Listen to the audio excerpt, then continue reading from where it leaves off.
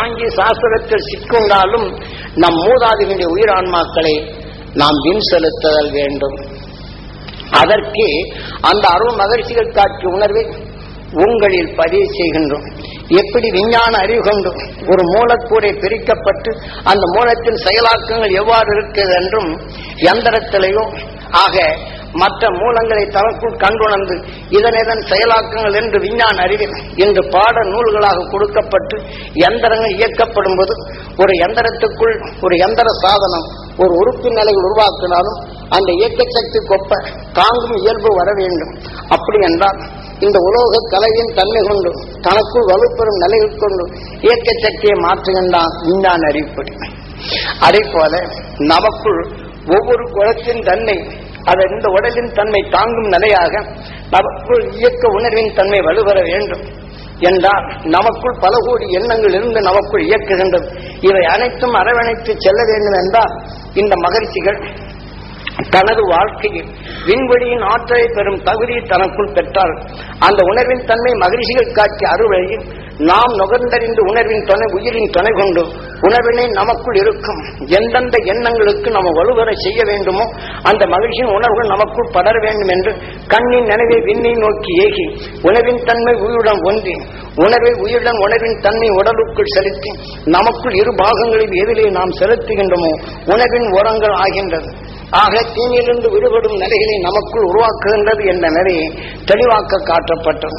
ஆகவே இந்த வாழ்க்கையில் வரும் தீமைகள் எதுவாக இருப்பினும் மெய்ஞானி உணர்வை நாம் நுகர்ந்தறிந்து நம் உடலுக்குள்ளே இந்த தீமை அகற்றும் உணர்வை தனக்குள் சேர்க்கப்படும் போதுதான் அந்த ராக்கெட்டின் நிலைகள் எவ்வாறு சென்றதோ அதே போலவும் விஞ்ஞானிகள் தான் ஏவும் உணர்வின் தன்மையோ எந்திர பாட நிலைகளில் குறைகளை நீக்கும் உணர்வுகளை அங்கு தெளிவாக்குகின்றாரோ இதை போலதான் மெய்ஞானிகள் நமக்குள் இந்த உண்மையினை உணர்த்த உருவங்களை சிலையாக்கி வைத்து அந்த காவிய படைப்பினை செய்து இந்த குணத்தை நீ எண்ணி இந்த உண்மை உணர்ந்த அந்த மகிழ்ச்சியின் உணர்வுடன் எண்ணி அந்த உணர்வினை உனக்குள் பதிவு செய்தால் இந்த உணர்வால் உனக்கு வரும் தீமை அகற்றும் உணர்வை சக்தி வாய்ந்ததாக உன் நல்ல குணத்திற்கு ஆக்கம் கொடுக்கின்றது. இது ஞானிகளின் சாஸ்திர நிலைகள் கொடுக்கப்பட்ட மெய் உண்மை. இதை புரிந்ததல் வேண்டும். ஆக ஆலயங்களுக்கு கொண்டு போய் சாஸ்திர விதிப்படி நமக்குள் வளர்த்திட்ட அந்த உணர்வின் தன்மை அவனுக்குள் இந்த குடும்ப இந்த உடலின் தன்மை பாசமும் அந்த பாசத்துடன் நின்றால்தான் இந்த உடலையும் வளர்த்திட முடியும். தன் குடும்ப சகிதத்தினுடைய நிலைகள் ஒன்றி வாழ வேண்டும் என்றால் பாசமும் அந்த பாசத்தால் உருக்கடைந்த நட்பின் உணர்வை தனக்குள் இணைத்தால் தான் வளர முடியும். ஆனால் நட்புடன் வளரப்படும் போது சந்தர்ப்ப வேதத்தால் பகமை உணர்வு ஊடுருவிட்டால் அதை சிந்தனையால் எடுக்கும் போது நோய் என்ற நிலைகளாகி பாசத்தால் பிரித்து தனக்குள் வேதனை என்ற இருளின் மூழ்கச் செய்துவிடும். இதை போன்ற உணர்விடந்து மீண்டிட அருள் மகிழ்ச்சியின் உணர்வை தனக்குள் சேர்த்து இந்த உணர்வின் தன்மை தனக்குள் எவ்வாறு இணைக்க வேண்டும் என்று நமக்குள் பல பாகங்களாக உருவாக்கப்பட்ட அந்த உணர்வின் செயலாக்கங்களை தெய்வமாக உருவாக்கப்பட்டு சதையாக அதனை குணங்களை சித்தரிக்கப்பட்டு இந்த குணத்தை நீ எடுத்து இதன் செயலாக்கமா உன் வாழ்க்கையில் செயல்படுவது என்றால் உன் உடலுக்குள் இருக்கும் உறுப்புகளை சீர்படுத்தும் உன்னுடைய எண்ணங்களும் உன் நண்பனை உயர்வாக்கும். ஆக நட்பின் தன்மை கொண்டு உன் பாசத்தான் எப்படி வாழ முடியும் என்ற நிலைகள் தான் ஆலயங்களில் பண்புகள் தெளிவாக்கப்பட்டுள்ளது. இதை நாம் தெளிவாக தெரிந்து கொள்வதே ஆலயத்தின் திரு சக்தியுடைய நிலைகளை நாம் கண்ணுற்று பார்த்து அந்த உணர்வின் எண்ணங்களை நமக்கு ஊட்டி அது சிறுகேற்று அந்த வலுவின் தன்மை கொண்டு தான் குடும்பத்தில் இருந்தாலும் பாச உணர்வுடன் எவ்வாறு வாழ வேண்டும் உருக்கடைந்த உணர்வின் தன்மை கொண்டு இந்த உண்மை உணர்த்தி அருள் மகிழ்ச்சி தனக்குள் இணைத்தோம் என்றால் இந்த வாழ்க்கையில் வரும் தீமையின் பிணைப்புகளை அகற்றி ஆக தீமையற்ற உணர்வின் தன்மை தனக்குள் ஒன்றி என்றும் அந்த மகிழ்ச்சி காட்சி அருவட்டத்தில் நாம் இணைய முடியும். இதை தெளிவாக தெரிந்து கொள்வதே நல்லது. நம் ஆலயங்களில் சாதாரணமானது அல்ல. சாஸ்திரப்படி ஆலயங்களில் காட்டியது உண்மை. ஆனால் அந்த சாஸ்திரப்படி நாம் அந்த ஆலயத்தின் சக்தியை நாம் பெற முடியாத தடைகள் விதித்து விட்டது. இன்று நம்முடைய ஆசைக்கு உகந்த சாங்கியங்கள் செய்து அவன் தருவான் என்ற ஏக்க உணர்வை தனக்குள் செலுத்து இந்த உணர்வின் தன்மை ஆசையின் நிலைகள் இருள் சூழ்ந்த நிலையிலே நாம் சிக்கப்பட்டு இன்று ஒவ்வொரு நடிகையிலும் நாம் மனிதன் என்ற நிலையை தரத்தை இழந்து கொண்டே வருகின்றோம். பாவி என்ற நிலைகளில் இந்த நிலைகள் பாவத்தின் செயலாக்கத்தின் நிலையில் நமக்குள் வளர்க்கப்பட்டு பாவத்தை செய்தே தனக்குள் உணவை ஜீவிக்கும் ஆடோ புலியோ நாயோ நரியோ பாம்போ இதை தேடோ இதையெல்லாம் பாவத்தை செய்து தன் உணவாக செயற்படும் நிலைகள் வருகின்றது. ஆகவே இந்த பாவத்தை செய்து உணவாக உட்கொள்ளும் அதனை வேதனைப்பட செய்யும் நிலைகள் இன்று மனித உடலில் வேதனையை ரசித்து யாம் இன்று எவரும் தனக்குள் பிடிக்கவில்லை என்றால் வேதனை ரசித்துக் கொண்டே மகிழ்ந்திடும் நிலையை பெற்றோர் பல உணர்வோம். ஆக அந்த வேதனையை நாம் ரசித்துக் கொண்டிருந்தால் அந்த வேதனை உருவாக்கப்பட்டு அந்த உணர்வின் தன்மை கொண்ட உடலை நம் உயிர் மாற்றிவிடும் என்ற நிலைகளை இந்த ஆலயங்களில் தெளிவாக சாஸ்திரங்கள் காட்டப்பட்டாய் அதுவாகின்றாய். ஆக பிறருடைய தீமைகள் வாடும்போது அவர்களை கண்டு நீ ரசிப்பாய் என்றால் அந்த வேதனை உணர்வு உனக்குள் ஆகி அதுவாகின்றாய். மீண்டும் இந்த உடலின் தன்மை மற்றொன்றை வேதனைப்படுத்தி அதை உணவாக உட்கொள்வாய். ஆனால் அதே சமயம் அந்த வேதனை உணர்வு கொண்டு இந்த உணவை நீ உட்கொள்வாய் என்ற இந்த நிலையை தெளிவாக நமது சாஸ்திரங்கள் காட்டப்பட்டுள்ளது. சாஸ்திர வழிப்படிதான் இன்றைய நிலைகள் விநாயகரும் நாம் முன் சேர்த்துக் கொண்ட உணர்வுகளுக்கெல்லாம் இன்று மனிதனாக உருவாக்கியதென்றும் ஆதி மூலம் என்ற உயிர் என்ற நிலையிலும் ஒவ்வொரு சரீரத்திலும் தன் காத்துக்கொள்ளும் உணர்வின் தன்மை 1008 பிரிக்கப்பட்டு அதுவே உணர்வின் தன்மை மனிதனாக உருவாக்கியது என்ற நிலையை நாம் முன் சேர்த்துக் கொண்ட உணர்வுக்கெல்லாம் ஈசனாக இருந்து இந்த கணங்களுக்கெல்லாம் ஈசனாக நம்மை மனிதனாக்கியது உயிர்.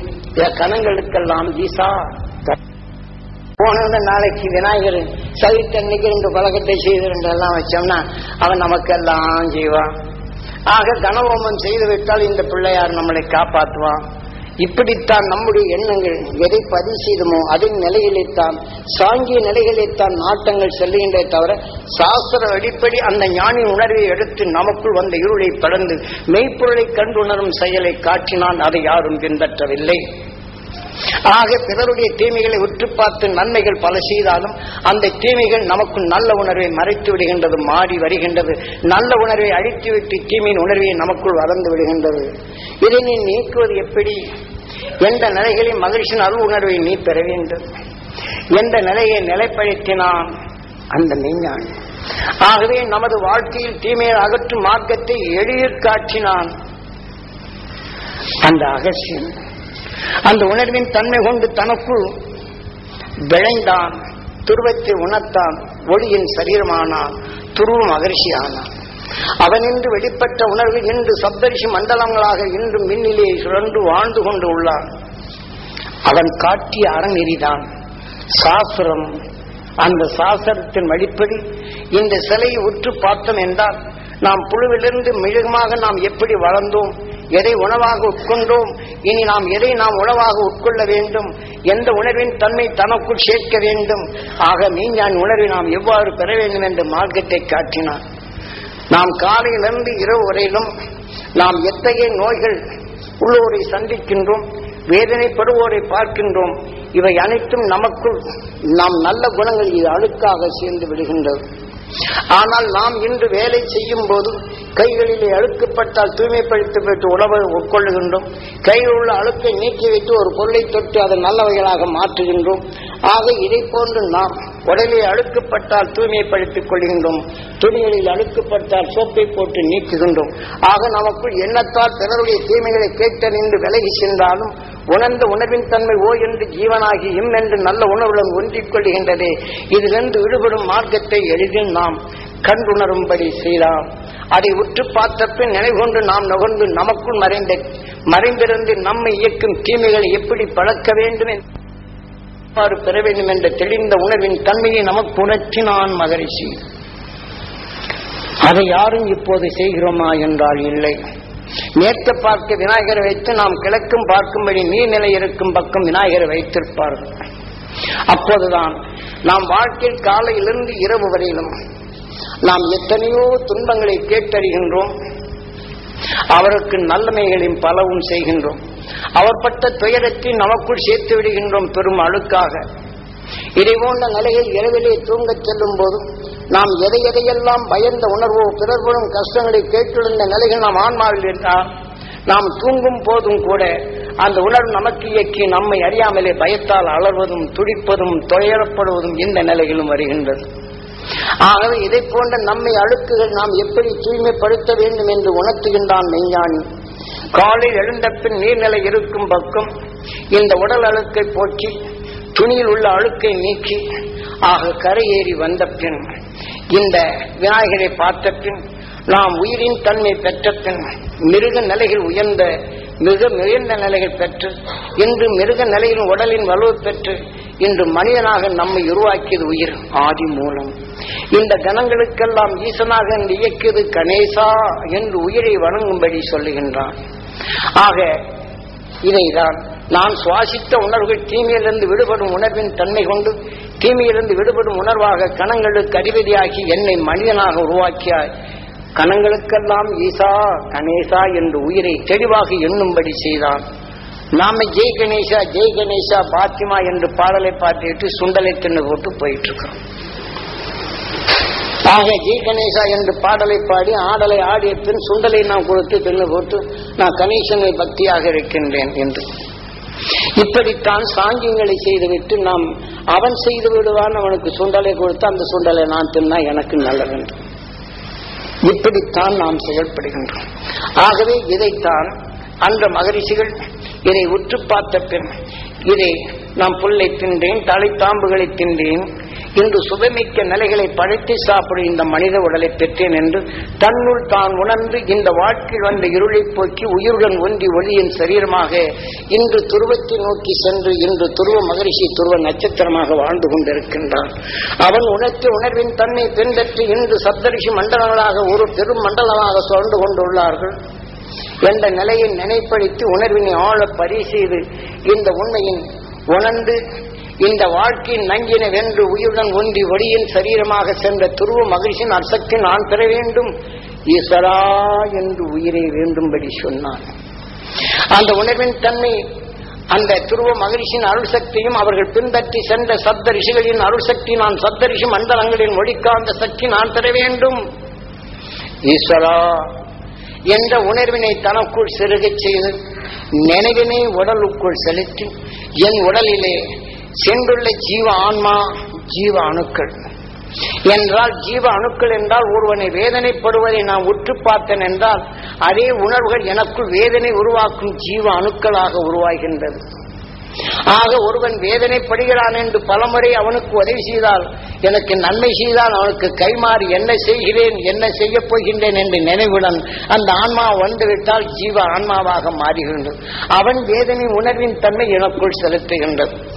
ஆக அந்த ஜீவ ஆன்மாக்களும் நாம் எண்ணி ஜீவ அணுக்களில் உள்ள அழுக்கினை போக்க வேண்டும், அதை பழக்க வேண்டும் என்பதற்குத்தான் அந்த அருள் மகரிஷி விண்ணை நோக்கி அந்த துருவ மகரிஷின் அருள் சக்தி நான் பெற வேண்டும் ஈஸ்வரா என்று நம்மை ஆண்டு கொண்டிருக்கும் எண்ணீரை உருவாக்கி கொண்டிருக்கும் உயிரை எண்ணி ஏங்கி கண்ணின் நினைவு ஆற்றலை உயிரின் ஒன்றி வலுகொண்டு விண்ணை நோக்கி ஏகி அந்த துருவ மகரிஷின் ஆற்றலை பெற வேண்டும் என்ற ஏக்க உணர்வுடன் கவரும்படி செய்தான்.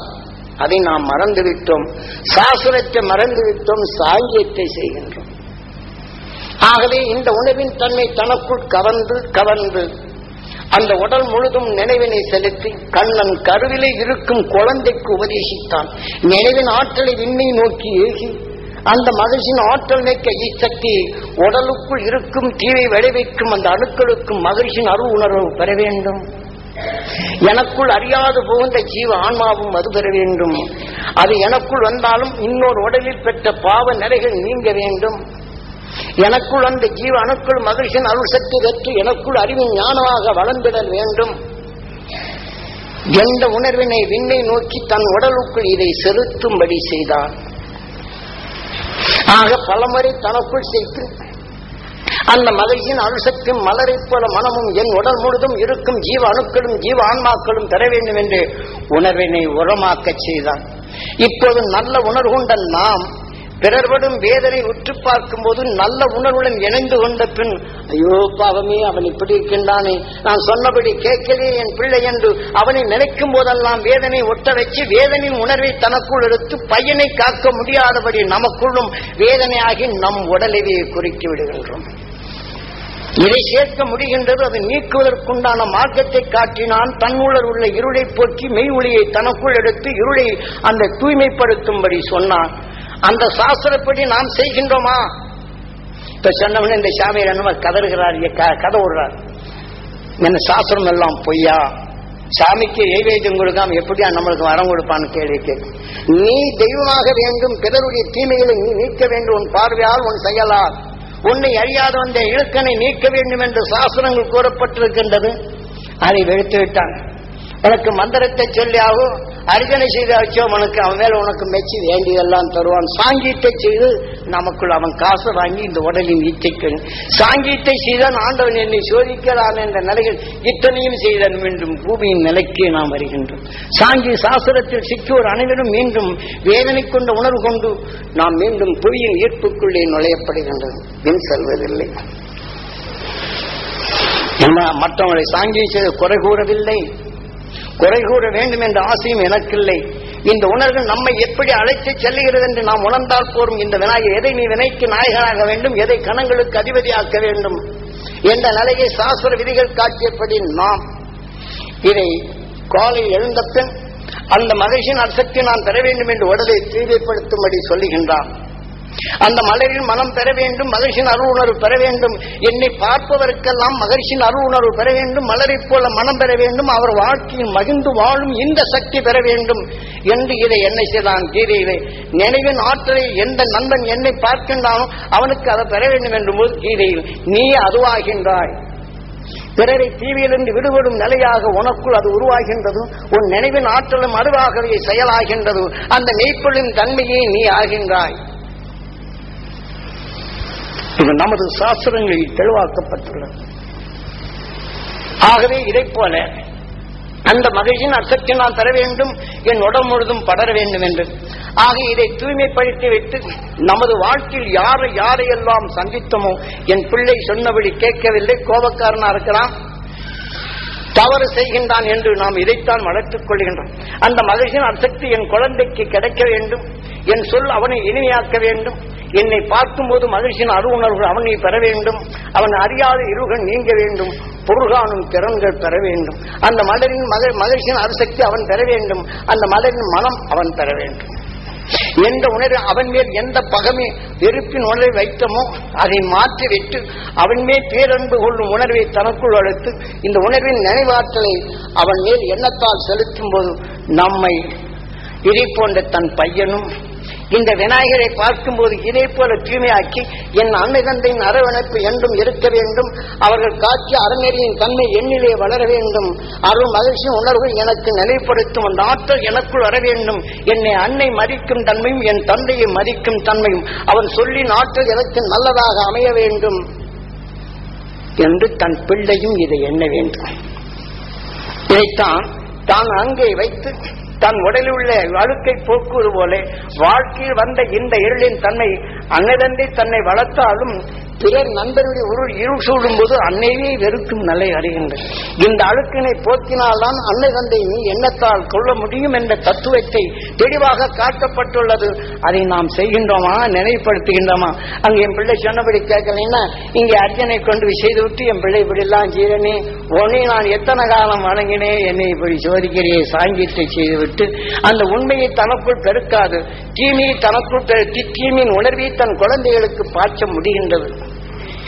இதுபோல நிலைகளிலிருந்து விடுபட வேண்டும்.